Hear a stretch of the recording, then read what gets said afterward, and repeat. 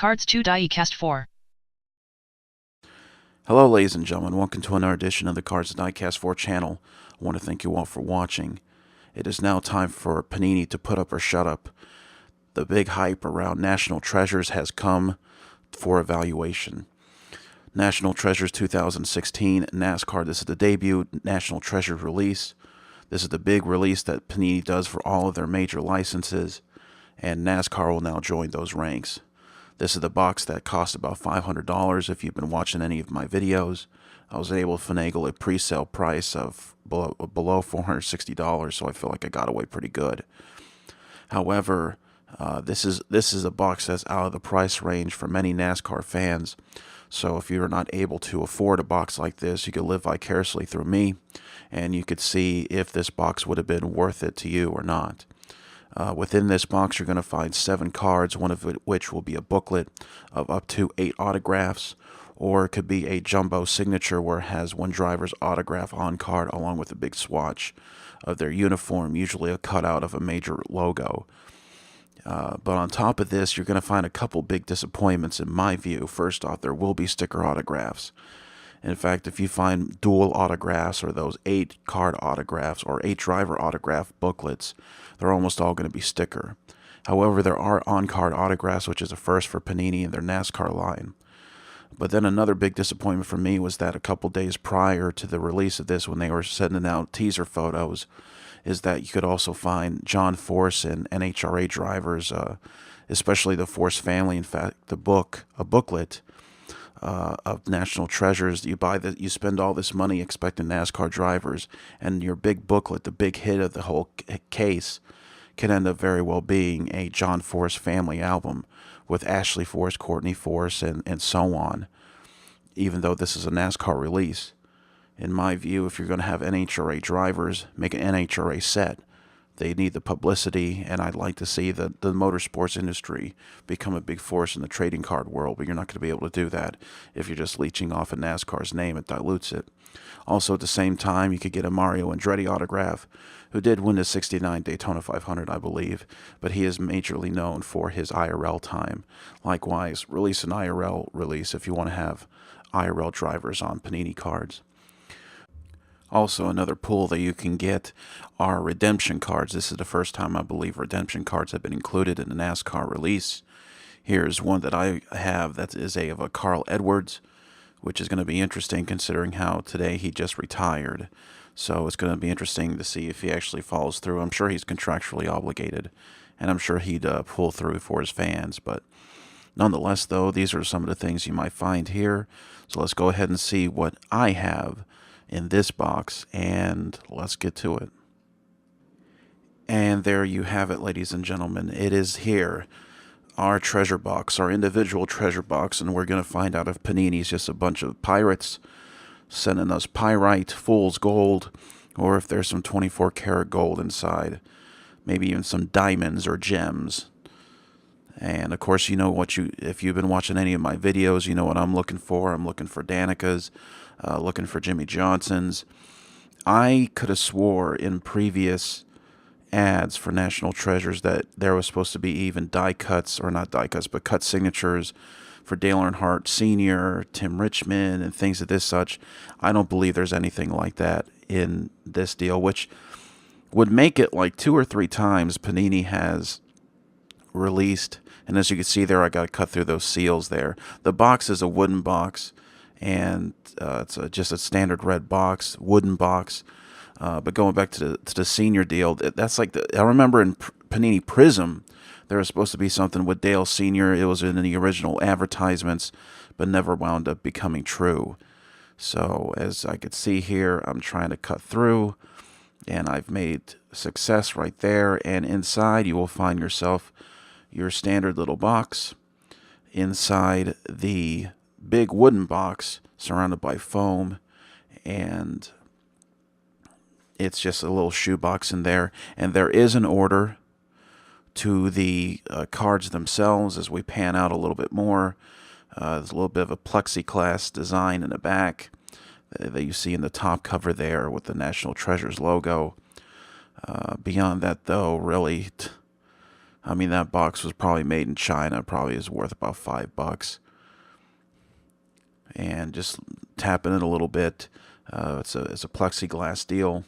And there you see the little shoebox gimmick with our cards, our rewards inside. So let's go ahead and close the box down there, and I'm trying to open it, but I'm failing to realize that there's seals on that as well. So I gotta go get my cutting device, which is my keys once again, as we zoom in a little bit in, and do a little bit of the snip there, do a little bit of the snip there. And so I put my cards down, and here we go. Alrighty then, ladies and gentlemen, it is now time to see what the big deal is, to see if this small little box is even worth $100, much less $500. And as you can see there, the base card or base parallel will be your first card, but what we're going to do is we're actually going to flip the box over, and then we're going to immediately put the cards back down on the bottom, because our big hit, the big booklet, will be located at the bottom card right there. So our first card, as you can see, as I move the small, or the box, the National Treasures box out of the way, our very first card will be a base, and as you can see, they're very nice, low number, only out of 5, 1 out of 5, so an eBay 1 of 1 for Terry Labonte. Texas Terry, one of the best-selling cards of the Prism line in terms of his, shockingly, I think his 1 of 1 from the Prism line, the patent and penmanship version, went on sale for $799, and several of his other low-number cards have gone on to sell for quite well. So 1 out of 5 for Texas Terry. Good omen, hopefully, so far with our hits. Our second hit will be a 15 of 25 for good old Chris Buescher, who will be driving the 37 car for JTG Doherty Racing. And in fact, he'll be back at Roush, or at least Front Row Motorsports or somewhere, for the 2018 season. He's still under contract, but I think because Roush is under some financial difficulty and cutting back, I think they went ahead and let him race for the competition for 1 year, kind of like what Casey Kane did with that Red Bull season he did not too long ago. Next card coming up here is going to be, I believe, our first autograph, and yes, it will be. It's going to be an on-card autograph, winning signatures, 6 of 25 for Casey Kane. So here we get to see an on-card autograph for the first time from the Panini line. A very nice card right there, but unfortunately, because of the cost of this box, I'm going to have to put everything up on eBay. Go to facebook.com/cardsatdiecast4 to learn more on my eBay links and my Facebook shop if I decide to have anything on there. That was Casey Kane, 6 of 25. Here's a Rusty Wallace championship winning signatures, on-card autograph as well, 43 of 75 from my favorite driver from back in the 90s, good old Rusty Wallace. Always a bridesmaid, never really did win the 89 championship, but couldn't close it out back when I was a fan of his back in the 90s.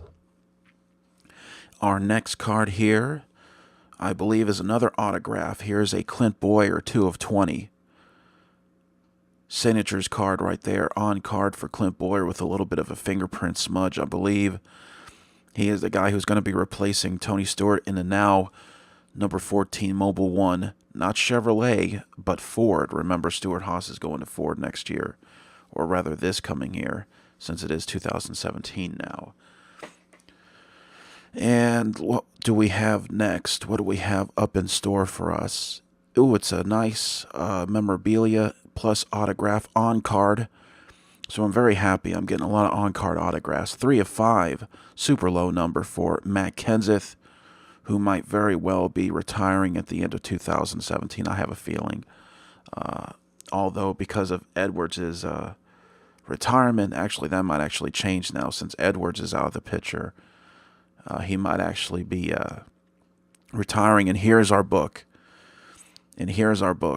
This is a dual signatures. It's a 2 of 5. And as you can see from the two names there, it's going to be the two drivers of the famous number 6. It's going to be a Trevor Bayne and Mark Martin. And as you could see and notice there, it is sticker autographs. So all these individual cards look like they're going to be on-card autographs, but the booklets, which is the big money draw for me, is going to be sticker autographs. What a shame. What a shame, but listen, Panini is not like Press Pass. Press Pass had a easy access to the drivers.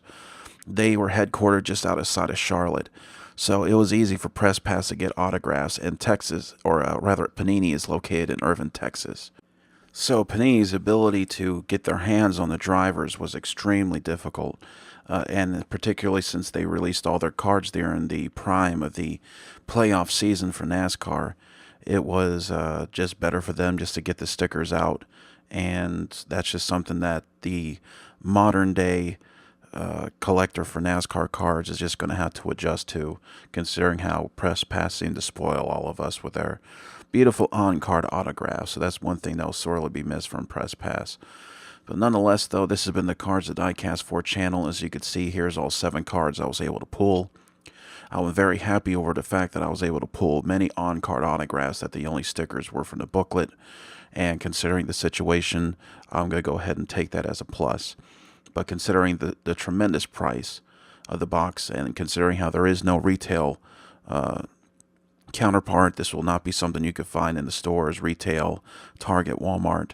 This is something you're just going to have to buy straight out, and it's going to cost you quite a bit.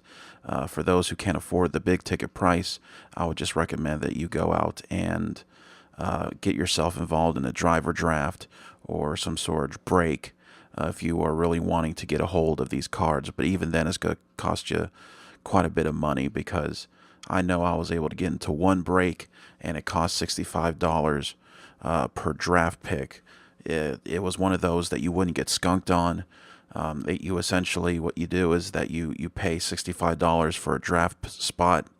It's random out in a randomizer, and then if you get the first draft pick, you get to pull whichever card that you want first, and then whoever gets second gets the second card that they want, so on and so forth.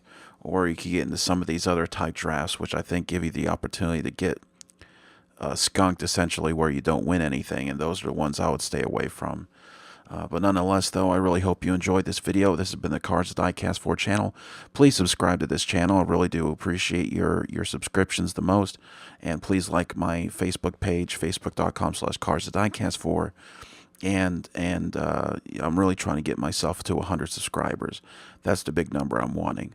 So please subscribe if you like this video, and I will see you all later.